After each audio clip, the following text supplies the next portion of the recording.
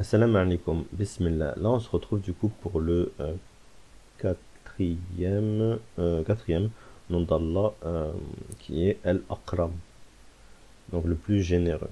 D'accord? Donc lui qui peut vous donner beaucoup, Al-Akram. Alors, Al-Akram met l'accent sur la générosité et la noblesse d'Allah. Il représente sa nature extrêmement généreuse et bienveillante envers ses créatures.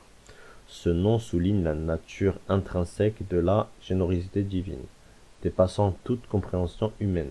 D'accord? Donc c'est au-delà de votre compréhension. Bien que le terme Al-Akram en soi ne soit pas explicitement mentionné comme nom d'Allah, les attributs de la générosité et de la bienveillance divine sont répétés à maintes reprises dans le Coran.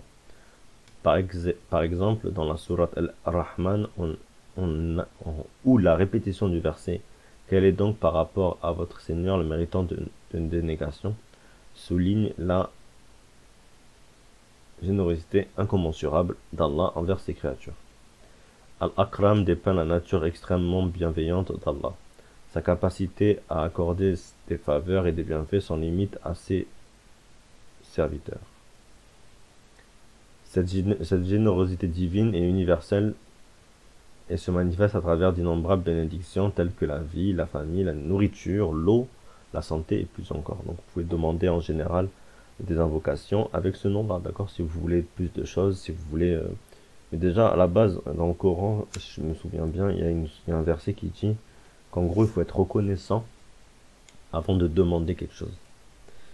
Parce que en fait, ça bloque. Ça bloque. Si vous n'êtes pas reconnaissant d'un truc, vous n'allez pas avoir de plus, d'accord? Faut dire merci aux gens. Donc, je vais en profiter. Merci aux gens qui sont abonnés à la chaîne et merci aux gens qui mettent des likes, etc. Ça me fait plaisir et ça me permet d'évoluer petit à petit. Et ça, je peux jamais vous dire assez merci en fait. Donc voilà. Euh, du coup, donc faut être reconnaissant avant de vouloir recevoir. Et ensuite, vous demandez à Allah. Et Allah est généreux, donc il va vous donner. D'accord? Mais il y a plusieurs choses qui peuvent bloquer. Hein. C'est soit vous demandez et ça vous évite un truc qui devait vous arriver. Donc votre dua va monter, il va empêcher un malheur qui devait vous arriver. Ou bien soit soit ça va arriver, hein, ça va être, Dieu va vous l'accorder et ça de façon à ce que ça soit halal, etc. Enfin, de la bonne façon, de la bonne façon. Ou bien soit ça va vous rester comment dire, quand vous serez au Yom al-Qiyamah, en fait, quand vous allez être jugé, votre âme va être jugée. Ça, c'est pas la hadith, il y en a qui la connaissent. J'avais lu ça la dernière fois, c'était qu'en gros, quand vous avez vos doigts qui n'ont pas été acceptés sur terre, elles le sont plus tard. En fait, elles le sont le jour du jugement. Elles sont là pour vous. En gros, Allah va vous les accepter à ce moment-là, en fait. Et elles auront un gros poids, en fait, un gros poids sur votre vie, d'accord? Donc voilà, donc c'est important de faire des doigts et de demander le plus possible, hein, d'accord? Ne sous-estimez jamais ceci, d'accord? Donc, euh, oui, après aussi il y a les péchés. Les péchés bloquent en général les doigts aussi, hein, d'accord? Si vous avez trop de péchés, ça bloque.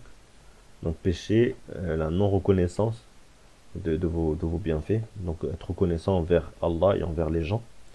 J'en avais déjà parlé une fois dans les branches de la foi. Même si être reconnaissant envers Allah est le plus important, mais des fois n'hésitez pas à remercier quelqu'un quand il vous rend service, etc. Comme moi je vous dis merci, bah, je dis merci à Allah de m'avoir de m'inspirer, hein, d'accord, de m'enlever la paresse, etc. Ou bien de faire des vidéos. Je vous remercie vous d'avoir fait la cause d'en faire, hein, de mettre des likes, de regarder les vidéos, hein, tout court. Voilà. Donc voilà, la générosité divine, c'est super important de demander à chaque fois. D'accord? Je dites-vous, même si c'est pas accepté, ça sera pour plus tard, pour le jour du jugement où vous en aurez besoin. Donc voilà. Du coup, Al-Akram, du coup, c'est le mot pour désigner Allah Al-Akram, pour la générosité. D'accord? Reconnaître la générosité d'Allah pour encourager les croyants à être reconnaissants. Voilà, c'est ce que je vous disais, pour ses bienfaits et à exprimer cette gratitude par des actions qui bénéficient à la société et à autrui. Donc vous pouvez aussi, ensuite, rien ne vous empêche de partager ce que Allah vous a donné, hein, d'accord? Et du coup, c'est comme ça qu'une société elle avance en fait, hein, d'accord? Plus vous donnez, plus on vous a donné, donc vous donnez, et plus les gens vous donnent, après vous redonnez, après les gens ils sont riches, mais de relations, pas, pas forcément d'argent en fait, hein. Si vous avez des relations de confiance, il n'y a rien de mieux que ça, hein. J'avais vu une série qui montrait qu'en fait, ouais, les gens, en fait, ne savaient pas tout faire.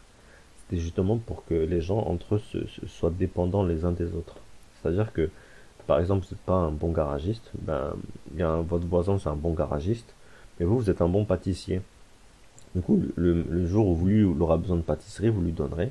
Et le jour où lui il aura besoin de machin, ben, vous lui donnerez. Enfin, lui, dès que vous avez besoin de réparer votre voiture, il va vous la réparer. Voilà. Du coup, ce nom inspire également à être généreux envers les autres, car les croyants cherchent à refléter dans la mesure du possible, hein, la générosité divine dans leur action.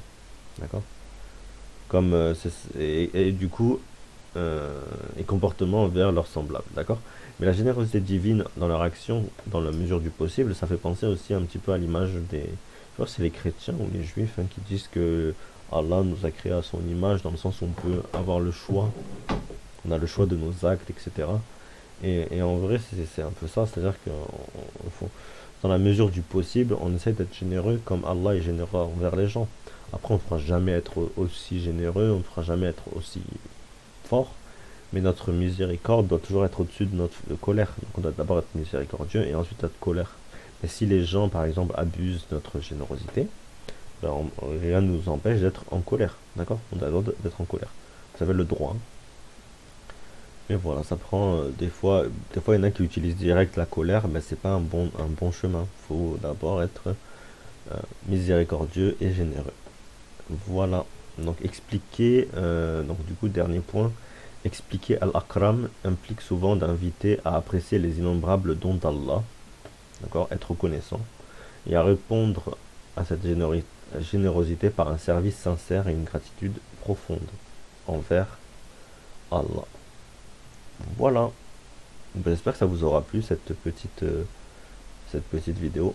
Et on se retrouve Inch'Allah pour la prochaine. Et n'hésitez pas à mettre un like et mettre des commentaires, ou même mettre un, un commentaire pour le référencement. Et voilà. Ça me fera plaisir. Merci beaucoup.